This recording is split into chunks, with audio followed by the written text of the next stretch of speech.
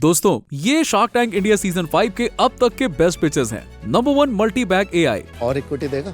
Season 5 छोड़ो, shark tank India के अब तक के सीजन का शायद ये बेस्ट पिच होगा। मल्टी बैग एआई में एक विनिंग पिच के सारे इंग्रेडिएंट्स थे। प्रॉब्लम सॉल्विंग, क्लैरिटी, मोट, scalability, fair valuation, future vision और एक फोड़ू फाउंडर। यहाँ तक कि अमन 1% इक्विटी के बदले 50 लाख रुपए इन्वेस्ट करने के बाद भी अपने आप को और इक्विटी मांगने से रोक नहीं पाए और फाउंडर को सी ऑफ करने भी चल पड़े। और इक्विटी देगा।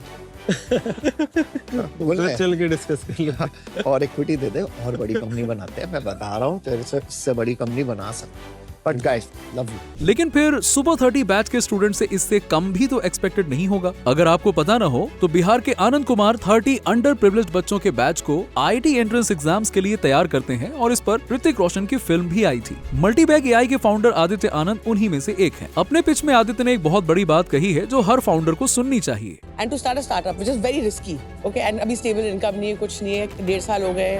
What is the reaction? So entrepreneurship is a luxury.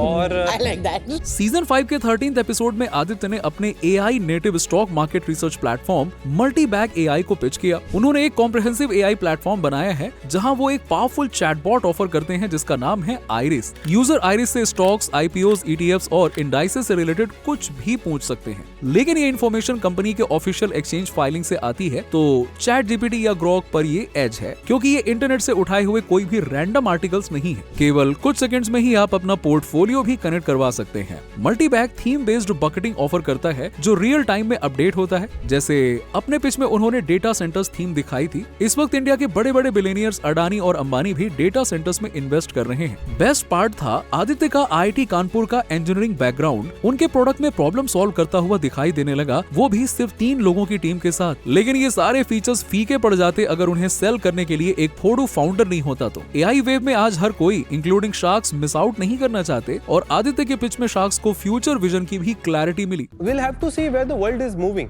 उन्होंने सैम अल्टमन को भी कोट किया जिससे ये समझ में आया कि वो एआई में आने वाले डिसरप्शंस को अच्छे से समझते हैं। 3 चीजें होंगी दुनिया में, मॉडल्स और सस्ते होते जाएंगे, करेक्ट। मॉडल्स और रिलायबल होते जाएंगे, 100%। और मॉडल्स और फास्ट होते जाएंगे। जब उनसे कंपटीशन के बारे में पूछा गया तो उन्होंने इंडिया के बाहर की कंपनीज का नाम लिया जैसे कि स्वीडन बेस्ड क्वार्टर, जिससे उनके ग्लोबल एम्बिशंस की भी झलक दिखाई देती है। हर सवाल का उन्होंने कन्विंसिंगली जवाब दिया और इसी विनिंग पिच के लिए ही अमन ने उनके वैल्यूएशन पे कोई नेगोशिएशन नहीं किया। जितना उन्हें चाहिए था उससे डबल वैल्यूएशन मिला। Number 2 save says. शायद सीजन का सबसे impressive hook Gurugram based save says के फाउंडर आशीष लाट का था जब उन्होंने शार्क टैंक में आते ही ये कहा, मैंने 10 साल में I am not paid for flights for me and my wife, my family, more than 350 domestic flights, 80 international flights, Crazy.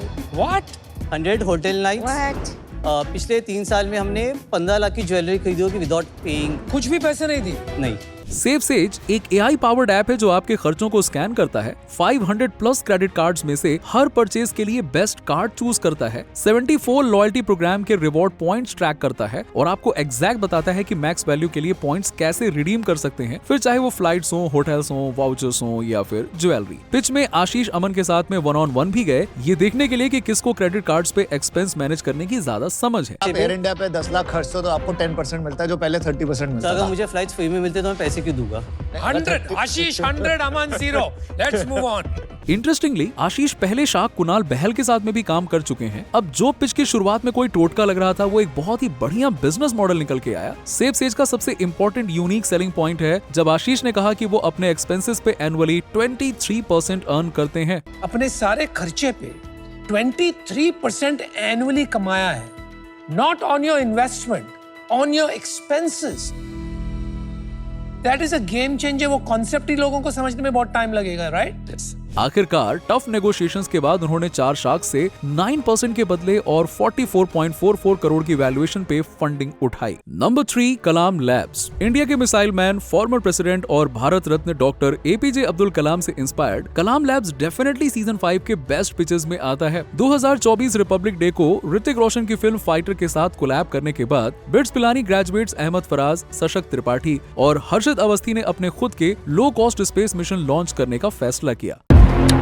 आइए मेरे साथ इस रिपब्लिक डे इंडिया का फ्लैग आसमान से ऊपर स्पेस में लहराएंगे। उन्होंने बकायदा एज ऑफ स्पेस में फाइटर का गाना हीर आसमानी और भारत का नेशनल एंथम प्ले किया।